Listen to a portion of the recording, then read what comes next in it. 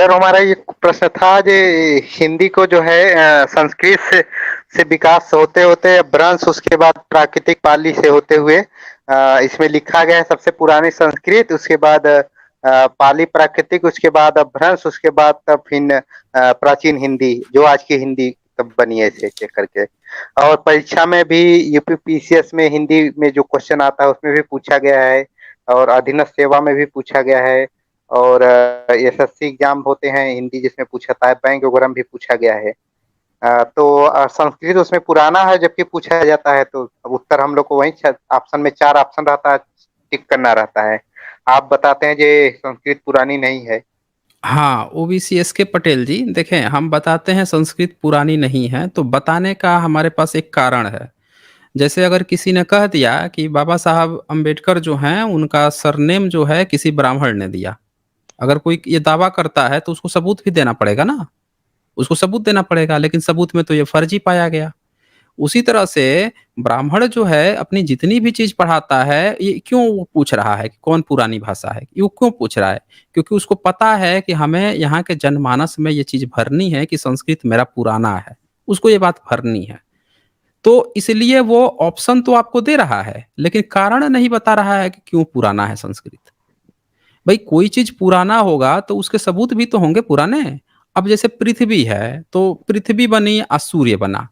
जितने धर्म ग्रंथ हैं, चाहे आप बाइबल पढ़ लीजिए, कुरान पढ़ लीजिए, सब कहते हैं कि पहले पृथ्वी बना और फिर बाद में सूर्य बना। सब ये बात कहते हैं, लाइन से ये बात लिखी गई है।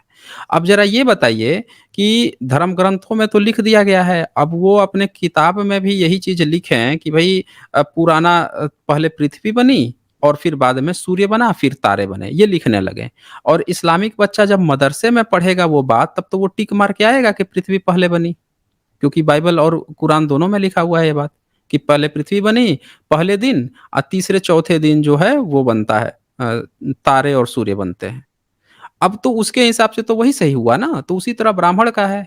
ब्राह्मण ने खुद को ये सर एक छपा रखा है एक कि प्रश्न है। संस्कृत जो रुकिए, जरा रुक जाइए। ब्राह्मण ने ये छपा रखा है कि उसका संस्कृत पुराना है, तो वो उसी पर टिक मरवा रहा है। सबूत नहीं दे रहा ना वो कि कैसे पुराना है।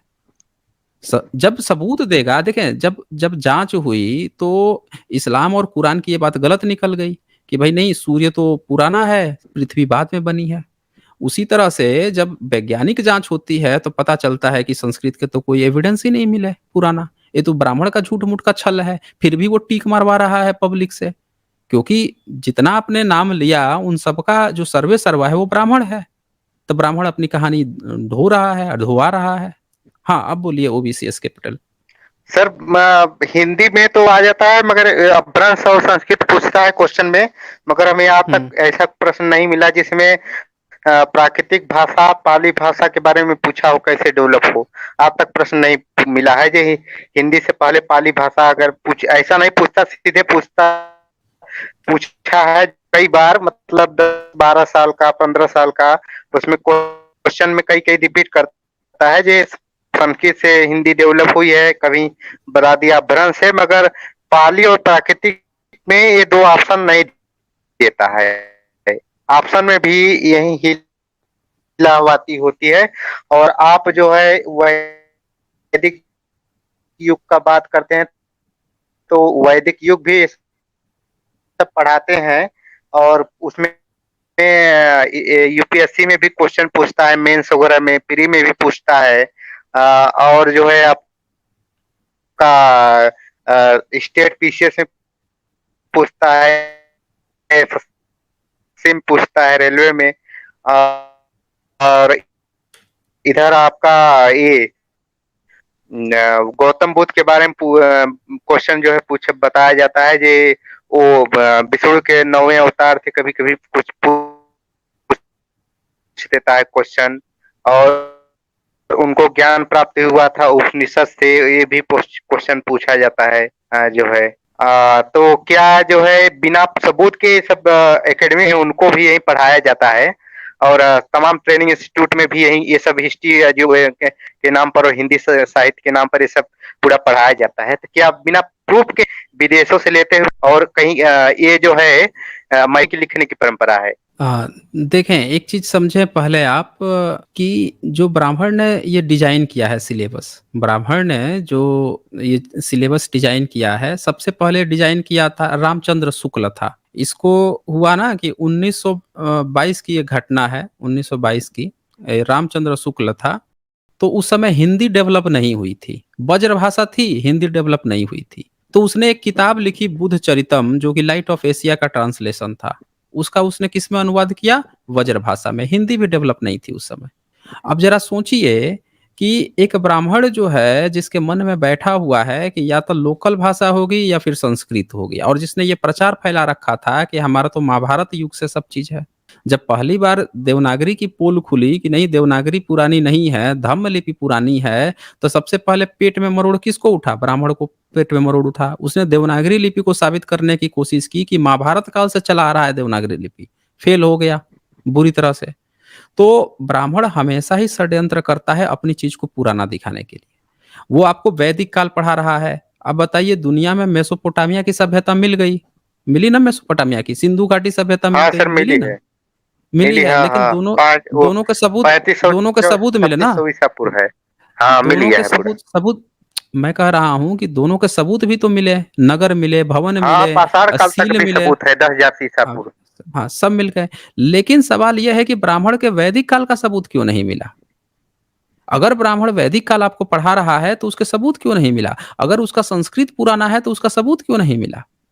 मतलब दुनिया का एक ऐसा अनोखा प्राणी है जो दावा करता है कि हम मुँह से पैदा हुए हैं सीधे और सबूत कुछ दे ही नहीं रहा है। हर जगह दावा ही दावा किए जा रहा है। तो जिस यूपीएससी की बात कर रहे हैं, मेंस की बात कर रहे हैं कि जहाँ पे सवाल पूछे जाते हैं, तो ऐसे बंदे जब किसी भी पोस्ट पे जाएँगे जो जो अपने धर्म ग्रंथ को नहीं त्यागे हैं। इनके धर्म ग्रंथ में सारी बातें हवा-हवाई होती हैं। हर बात इनकी हवा-हवाई है ना, तो वो वहाँ पे भी जाके झूठ बोलेगा। एक भी ब्राह्मण आप मुझे बताइए जो अच्छे पोस्ट पर गया और वो एथिस्ट हो, निष्पक्ष हो, जब वो अपने धर्म ग्रंथ को मानेगा तो अपने धर्म की ही बात उसमें फैलाएगा ना, वो धर्म का एजेंडा फैलाएगा। तो वो आपसे यूपीएससी हो या मेंस हो, जब उसका चेयरमैन जो है, जब देश आज़ाद हुआ उसके बाद से वही बना हुआ है, तो आपको अपने ही प्रोपेगेंडा पढ़ाएगा। अब इसरो में हवन करवा रहा है, इसरो का जो चेयरमैन, क्या ज़रूरत थी उसको हवन करवाने की? इतना पढ़ा-लिखा, इतना हायर पोस्ट पे वो हवन करवा रहा है। ऐसा कहीं नियम है क्या कि जब स्पेस में पहली बार अमेरिका ने या रसिया ने जब भेजा था तो उन्होंने हवन कराए थे? या हवन कराने से ही साइंस का जन्म हुआ है, ऐसा कोई नियम है क्या? नहीं है ना। वो तो हवन नहीं कराते, ये हवन करवा रहा है। तो ये हर चीज़ का ब्राह्मणीकरण करता है। साइंस का हवन से क्या लेना-देना है? कुछ नहीं, फिर भी हवन कराया उसने। तो ये जितना भी आपको पढ़वा रहा है, टिक मरवा रहा है, दरअसल वो आप पे ब्राह्मणवाद थोप रहा है। वो आपको ये बता रहा है कि हम ही ब्राह्मण प्राचीन हैं या सबसे पुरानी सभ्यता हमारी है, ताकि यहाँ के ओबीसी, एससी, एसटी अंत्यज लोग जाग ना जाएँ, अपना असल इतिहास ना पढ़ लें। सर, समझ रहे हैं? मैथोलॉजिकल रूप में बिना बिना एविडेंस के मैथोलॉजिकल रूप से आज तक करीब जो है अंग्रेजों के आने से लेकर, जब अंग्रेजों ने इतिहास हुँ, स्थापित किया था, उसके आने हुँ, हुँ। से लेकर आज देश आजाद हो गया, इतने दिन तक जो है झूठा इतिहास पढ़ाया जा रहा है और कोई विदेश वाले भी कोई बोल नहीं रहा है और अपने देश में भी कोई नहीं बोल रहा है, और ये ब्राह्मण तो नहीं बोल रहा है और कोई भी नहीं बोल रहा है सर। ऐसा क्यों है कि देखें कोई बी बोल नहीं रहा है इसके क्यों खिलाफ? बोलेगा? अच्छा तालिबान और अच्छा ये बताइए अभी तालिबान का कब्ज़ा हो गया अफ़गानिस्तान पे, हो गया ना? तालिबान जो है एक प्रतिबंधित संगठन हम्म, है और उसका कब्जा हो गया। कितने देशों ने बोला विदेश के? भारत ने हाँ, प्रतिबंध लगाया, उल्टे नकार दिया कि नहीं भैया हम प्रतिबंध ना लगा रहे हैं। उसने तो इनकार कर दिया कि हम नहीं लगा रहे हैं और तालिबान ने भी एक गेम खेल दिया, बोला कि भैया हम बुद्ध की मूर्ति जो है उसको तोड़े थे तो अब हम उसका रेनोवेट करवाएँगे। उसने भी एक ऐलान कर दिया। लेकिन वो दुनिया का प्रतिबंधित संगठन है, फिर भी किसी देश ने नहीं बोला उस पे। अमेरिका एक बार हमला करके उसको हरा के वहाँ से कोड़-कोड़ के मारा था, लेकिन फिर सब लोगों ने चुप्पी साध ली। तो पूरी दुनिया को किसी दूसरे देश से नहीं मतलब है। हर देश जो है अपने देश में क्या कर रहा है उसका इंटरनल मामला है। कोई भी दखल-अंदाज़ी नहीं करता किसी दूसरे के इंटरनल मामले में। उनको पता है कि भारत में ब्राह्मणों का कब्ज़ा है, अब ब्राह्मण जो चाहता है वही होता है। 1-2 इतिहासकार हैं विदेश के, मेरे ख्याल से एक नाम है, उन्होंने शेयर किया था, वो मुझे थोड़ा खोजना पड़ेगा। एक इतिहासकार महिला हैं, उन्होंने अभी टारगेट किया था यहाँ के ब्रह्मनिज़्म को। उन्होंने ब्रह्मनिज़्म को लिखा, अभी इतिहासकार हैं। उन्होंने जब उसके बारे में लिखा और बताया उनकी चीज़ों को, तो यहाँ के सारा भक्त उनके पीछे पड़ गया। खूब ट्रोल पे ट्रोल चल रहा था, ट्विटर पे उनको ट्रोल करने लगे। वो विदेश की बहुत ही अच्छे यूनिवर्सिटी की वो हैं, प्रोफ़ेसर हैं, उनको यहाँ का भक्त ट्रोल कर रहा था। भारत के एससी, एसटी, ओबीसी माइनॉरिटी किसी को कुछ नहीं पता, भक्त को सब पता है। क्योंकि भक्त जो है अपने बच्चों को इंग्लिश एंड्रीनो है, पढ़ाता है। एंड्रीनो नाम है। हाँ, एंड्रीनो, हाँ। हाँ, हाँ, हाँ। सही सही हाँ सही सर, पकड़ रहे हैं। एंड्रीनो नाम है। ऐसे ही नाम है उनका। तो इसका मतलब कोई भी ब्राह्मण, सर ये भी पोस्ट पर ब्राह्मण चला जाता है तो क्या है, वो अपना ब्राह्मणिज्म नहीं छोड़ता है झूठ बोलने का? इसका मतलब यही नहीं, हुआ, चाहे कोई भी इस चीज बन हाँ, जाए। बिल्कुल, बिल्कुल सही कहा आपने, बिल्कुल सही कहा है।